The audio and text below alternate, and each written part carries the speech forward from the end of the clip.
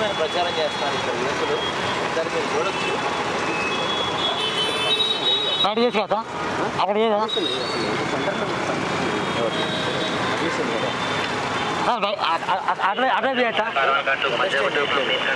మేము ప్రచారం కాదు సార్ చేసేది, ఓటు అవగాహన కల్పిస్తున్నాం. ఖచ్చితంగా ఓటు వేయమని అంతే. అంతే నచ్చకపోతే వీడియో కాదు.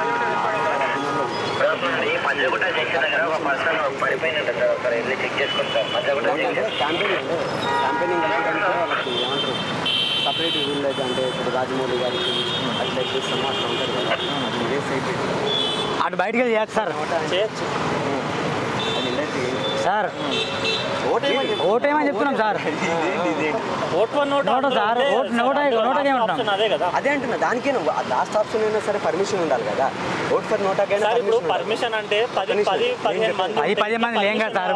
మంచి వినూత్న కార్యక్రమం సార్ ఇది. అవగాహన కల్పించడానికి దానికి కావాల్సిన పర్మిషన్ ఆర్ఓ గారి కలిసి తీసుకొని మీకు అవగాహన కల్పించుకుంటే ప్రాబ్లం ఏం లేదు మాకు. అర్థమైందా? లేదు, పర్మిషన్ లేదు కదా. అటు వెళ్ళి వీడియో చేస్తాను లేదు పర్మిషన్. ఏమంటే అవగాహన కల్పించాలనుకుంటే దానికి సంబంధించిన పర్మిషన్ తీసుకొని అవగాహన కల్పించాలి సార్. బోరబండ అక్కడనే చేసి అక్కడ కూడా ఎవరు అనలేదు సార్. అబ్జెక్షన్ లేదు, పోలీసు వాళ్ళు అన్న వాళ్ళు మాకు సపోర్ట్ చేశారు. అప్పుడు వచ్చి మేమేమంటున్నాం అక్కడ ఇటువంటి పెట్టుకొని చేస్తే పర్మిషన్ ఉండాలి మాకు. Okay sir, right.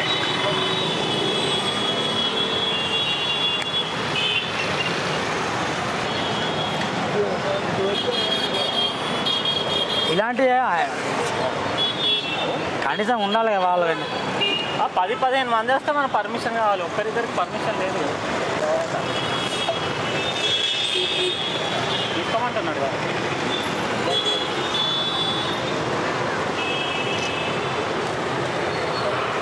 काम कर నాకు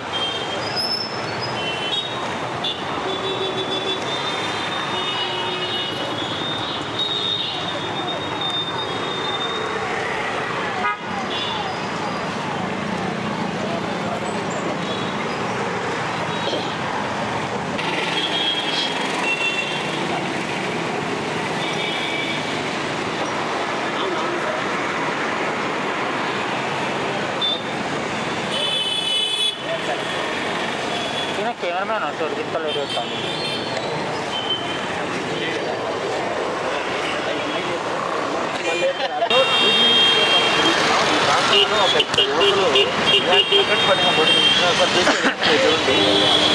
ఎన్నికలు చూస్తుంటే విరక్తి కలుగుతుంది. రాజకీయ నాయకుల మాటలు, రాజకీయ నాయకుల రాజకీయ నాయకుల ర్యాలీలు, రాజకీయ నాయకుల పరుగులు,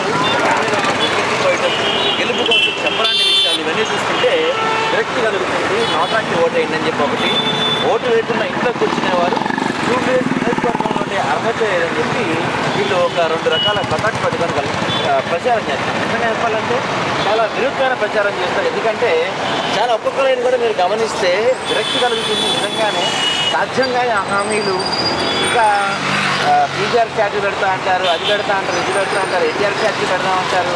ఇంకోళ్ళు ఏమో అవసరమైతే జూబ్లీహిల్స్ అవుటర్ రింగ్ రోడ్ కూడా వేస్తామని చెప్పే అవకాశం కనిపిస్తుంది. సో ఇలా ఇష్టం వచ్చినట్టు అవసరం ఉన్నా లేకపోయినా ఇష్టానుసారంగా రకరకాల వాగ్దానాలు చేసి ప్రజల్ని మోసం చేస్తున్నారు. సో అలాంటి వాటి కోసం అలాంటి వాళ్ళందరూ చూస్తే వ్యక్తి కలుగుతుంది. కాబట్టి నోటా కన్నా ఓటేయండి, అంతేగాని ఓటేయకుండా ఇంట్లో మాత్రం కూర్చోకండి. ఓటేయకుండా ఇంట్లో కూర్చుంటే కనీసం మీకు జూబ్లీహిల్స్లో ఉండే హక్కు లేదు. వచ్చి ఓటేయండి. మీకు ఏ పార్టీ నచ్చకపోతే నోటాకి ఓటేయండి అని చెప్పి ఒక 2 యువకులు వినూత్నంగా ప్రచారం చేస్తారు. సో వాళ్ళతో మాట్లాడదాం. ఎందుకు అంత ప్రచారం చేస్తున్నారు ఏంటి అంటే, సూరన్న మనం తెలుసు కదా మీ అందరికీ, మన యూట్యూబర్ సూరన్న. సో సూరన్నతో ఒకసారి మాట్లాడదాం. అన్న నమస్కారం. ప్రచారం ఏంటి, ఎందుకు మీరు ఇలా చేస్తున్నారు అన్న? ముఖ్యంగా జూబ్లీహిల్స్ నియోజకవర్గంలో కాంగ్రెస్ పార్టీ ఫెయిల్ అయింది, బీఆర్ఎస్ ఫెయిల్ అయింది, బీజేపీ ఫెయిల్ అయింది. దాదాపు నమ్ముతున్నమో 300 మంది ఎమ్మెల్యే క్యాండిడేట్లు వచ్చి ఇక్కడ ప్రచారం చేస్తాను. వాళ్ళ నియోజకవర్గంలో ఏం లేనట్టు సమస్యలు ఇక్కడ వచ్చి ఓటేయమని చెప్తాను. ఇది ఎంత నిజమన్న చెప్పండి, ఎంత సమంజసం ఇది? ఇక్కడ ఏమో ప్రజలు ఇంత ప్రచారం చేసినా కూడా కనీసం 40% కూడా ఓటు బ్యాంక్ నమ్మదు కావట్లేదు. ఇక్కడ ఓటింగ్ శాతం 40% కూడా అయితే లేదు. మరి మిగతా వాళ్ళు గెలిచి ఏం ప్రయోజనం? ఇది గెలిచి ఏం ప్రయోజనం? వీళ్ళు ఓట్లు వేసి ఏం ప్రయోజనం? ఓట్లు వేయని వాళ్ళు ఖచ్చితంగా వీళ్ళని పాకిస్తాన్ అన్నా లేకుంటే ఆఫ్ఘనిస్తాన్ లేకుంటే గాజా కన్నా లేకుంటే వేరే దేశాల్లో పంపండి. ఇక్కడ ఫుడ్ తినాలి, ఇక్కడ బెడ్ మీద పడుకోవాలి, ఇక్కడ నీళ్లు తాగాలి, ఇక్కడ గాలి పీల్చుకోవాలి. కానీ ఇక్కడ నాయకులకు ఓట్లు వేయరు. ఓట్లు వేయని వాళ్ళ గురించి మాట్లాడుతున్నాను నేను. కనీసం మీరు నోటా కన్నా ఓటేస్తే చట్టసభల్లో మార్పు వస్తుంది. అంటే కొంతమంది రాజకీయ నాయకులు చెప్తున్నారు మీరు వచ్చి నోటాకి ఓటేస్తే ఓటు దేనికి పనికి రాకుండా పోద్ది, మీది మురిగిపోద్ది. ఒక ఇప్పుడు నోటాకి ఎక్కువ ఓట్లు పడతాం, ఉపయోగం ఏంటి? నేను ఒకటి చెప్తాను, మరి వీళ్ళకేసి ఏం ప్రయోజనం అన్న? ఈ కాంగ్రెస్ వాళ్ళకేసి ఓటు వేసి ఏం ప్రయోజనం? ఇప్పుడు మొన్న అజరుద్దీన్ అనే వ్యక్తి మంత్రి పదవి ఇచ్చినా ఎట్లా ఇచ్చినా? ఆయన ఎమ్మెల్యే గెలిచిండా, ఎంపీ గెలిచినా డైరెక్ట్ మినిస్టర్ ఎట్లా ఇస్తాడన్నా? అంటే ఓట్ల కోసమే కదా, గెలవడం కోసమే కదా. ఇక్కడ కాంగ్రెస్ ఓడిపోతే రేవంత్ ఇజ్జత్ పోతుంది, దేశవ్యాప్తంగా ఇజ్జత్ పోతుంది. గెలిచిన 2 సంవత్సరాలు డేకట్లే అని నాకు అర్థమవుతుంది. బీఆర్ఎస్ గెలిచినాకో అదో చూసినా వ్యతిరేకత స్టార్ట్ అయిందని మళ్ళీ ఇజ్జత్ పోతుంది. కాబట్టి మీరు ఒక క్వశ్చన్ వేశారు, ఏమి విషయం ఏమి యూజ్ అయిందని. మరి వీళ్ళకైతే ఏమి యూజ్ అన్నా? ఈ గెలిచిన వాళ్ళు వీళ్ళు ఏం చేస్తానన్నా? బీఆర్ఎస్ వాళ్ళు ఏం చేస్తాను, బీజేపీ వాళ్ళు ఏం చేస్తాను, కాంగ్రెస్ వాళ్ళు గెలిచిన తర్వాత వీళ్ళు ఏం చేస్తాను? వీళ్ళకి ఓటేసినా యూజ్ లేదు, నోటగా ఓటేసి చర్చ జరుగుతుంది. అరే వీళ్ళకి ఓటేసినా యూజ్ లేదని చెప్పేసి నోటకి వేసిన అని చెప్పేసి సుప్రీంకోర్టులో చర్చ జరుగుతుంది. కనీసం 20,000 ఓట్లు నోటకు పడా కానీ జూబ్లీహిల్స్ ప్రజలు పిచ్చోళ్ళు కాదు, వాళ్ళు తెలివి పరులే, ఎవరు నచ్చట్లే. అందుకే నోటకి వేసిన ఒక చర్చ జరుగుతుంది. ఆ చర్చ కోసమే మేము ఉద్యమం మొదలు పెట్టినాం. అన్న ఓట్ ఫర్ నోటా మునుగోడు చేశామన్నా. మునుగోడులో ఓటు బ్యాంకు మాకు దాదాపు 3,900 పైగా వచ్చింది. 3 రోజులు వేసినాం.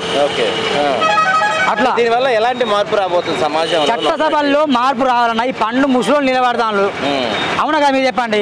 ఎలక్షన్లు కావచ్చు, మన పార్లమెంట్ ఎలక్షన్లో, అసెంబ్లీ ఎలక్షన్లో ప్రచారం చేశారు పండు ముసలోళ్ళు.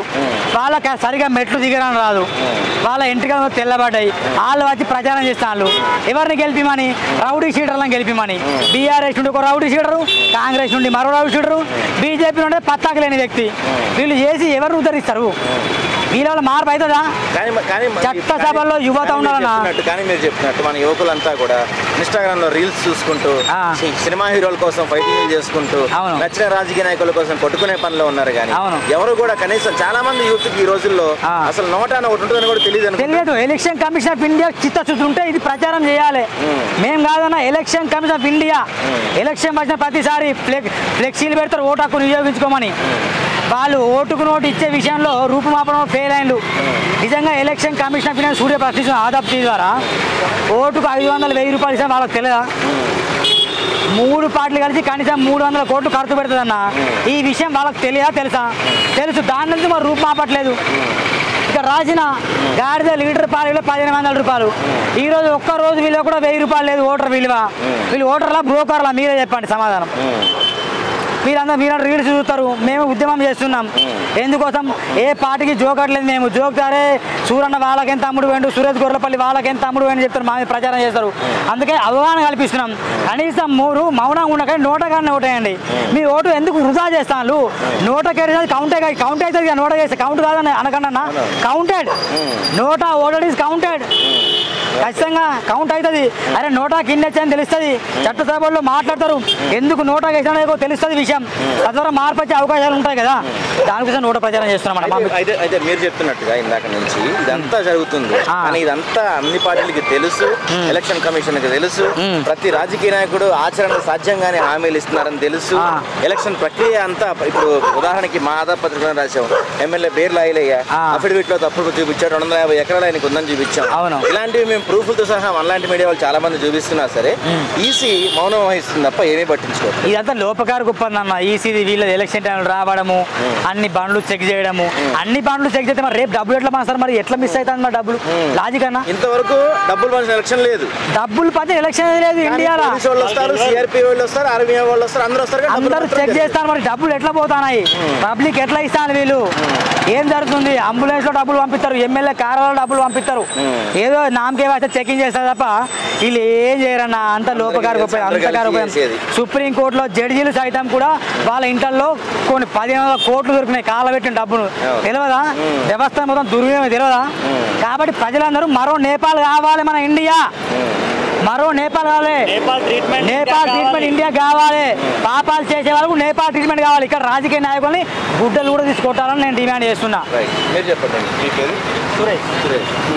సో అంటే మీది బాగుంది, చక్కగా విరక్తి కొట్టివేసింది, మొత్తం అన్నీ చూస్తుంటే విరక్తి కలుగుతుంది కాబట్టి దయచేసి నోటాకన్నా ఓటేద్దామని చెప్తున్నారు. అంతలా విరక్తి కలుగుతుంది. మనం దాదాపుగా కొన్ని సంవత్సరాలుగా చూస్తూనే ఉన్నాం. ఎటువంటి సాధ్యం కాని హామీలు ఇస్తున్నారు, ఇంటికో ఉద్యోగం అంటున్నారు, ఇంకా పోను సినిమాలో చూపించినట్టు మీకు హైదరాబాద్కి బీచ్కి తెస్తామని కూడా చెప్పి కూడా కొంతమంది హామీలు ఇస్తారు. ఇంత హామీలు ఇస్తున్నాయి. యాక్చువల్గా మనకి ఎలక్షన్ కమిషన్ రూల్స్లో ఉంది, సాధ్యంగానే హామీలు ఇవ్వద్దు, ప్రజల్ని మోసం చేయొద్దని. సాధ్యంగానే హామీలు ఇస్తే తర్వాత మనం కేసు పెట్టే అవకాశం కూడా ఉంది. ఇంత జరుగుతున్నా, ఇన్ని అవకాశాలు ఉన్నా కూడా ప్రజలు కేవలం చూస్తూ ఉండిపోతున్నారు. మీ యొక్క మూమెంట్ వల్ల ఏమన్నా మార్పు వచ్చే అవకాశం ఉంది? మార్పు రావాలి. ఇప్పటికైనా వాళ్ళు ఆలోచించాలి. అసలు ఎంత బడ్జెట్ వస్తుంది, ఏమేమి హామీలు ఇస్తున్నారు, అసలు ప్రతి ఒక్క వస్తువు ఈరోజు ధర పెరగాలన్నా తగ్గాలన్నా రాజకీయంతో ముడిపడి ఉంది. యువత అనేది రాజకీయం గురించి తెలుసుకోవాలి, తెలియజెప్పాలి. ప్రతి ఒక్క గ్రామం నుంచి, ప్రతి ఇంటి నుంచి రాజకీయం అనేది ఇప్పుడు పుట్టాలి. నెక్స్ట్ ఎలక్షన్లో గ్రామ పంచాయతీలో ప్రతి ఇంటింటికి ఒక వ్యక్తి నిలబడాలనే మేము ప్రచారం చేద్దామనే ఆలోచన కూడా ఉంది. ఇంకొక విషయం ఏంటంటే, ఈ దేశంలో ఎన్నో ఎలక్షన్లు జరుగుతున్నాయి, కానీ ఎమ్మెల్యేలు ఎంపీలు గెలుస్తున్నారు, ఎవ్వరు రారు, అభివృద్ధి చెయ్యరు. అందుకనే మా కడుపు మండి ఏదైనా మేము మోసపోయింది చాలు, మా పిల్లల భవిష్యత్తు అన్న బాగుపడాలని మేము ఓట్ ఫర్ నోటా కార్యక్రమాన్ని మేము చేపడుతున్నాం. ఇక ఒక సెంటెన్స్ ఉందన్న, చూడండి తిప్పండి. ప్రజల ఓట్లతో పార్టీలు గెలుస్తున్నాయి, ప్రజల ఓట్లతో ప్రజలు గెలవట్లే. ఇది లాజిక్. ప్రజల ఓట్లు పార్టీ గెలుస్తాను, బీజేపీలు వెళ్తాను, వాళ్ళు అభివృద్ధి చేస్తాడు, కాంగ్రెస్ వాళ్ళు వెళ్తాను, వాళ్ళు చేయట్లేదు, బీఆర్ఎస్ వాళ్ళు చేయట్లేదు. వాళ్ళు హాస్పిటల్ పెరిగినా జనవాడ కేసీఆర్ ఫామ్ హౌస్ ఖరీదు ఇప్పుడు 300 కోట్లు. ఆయన ఎక్కడి డబ్బులు? కేటీఆర్ కొడుకు హిమాన్సు ₹1 కోటి చెక్కిస్తాడు, డబ్బులు ఎక్కడి? అయ్యే జాగిరా, కేటీఆర్ అయ్యే జాగిరా. వీళ్ళు ఇంకా దుమ్మెత్తి మాట్లాడతారు. కేటీఆర్ వచ్చి స్పీచ్ ఇస్తాడు జూబ్లీహిల్స్లో, మేము అభివృద్ధి చేస్తామని. తొక్క తోట కూడా కాదా, మా చెవిలో పూలెత్తాను కేటీఆర్. అందుకే కేటీఆర్ మేము ఉన్నది అవులేగా కేటీఆర్ అని చెప్పిన, అందుకే బరాబర్ తిడతాం మేము. జనాల్ని పిచ్చి పూకోలు చేస్తాను వాళ్ళు. అట్లా చేయదన్నా కాన్సెప్ట్ అన్న. థ్యాంక్ యూ అన్న.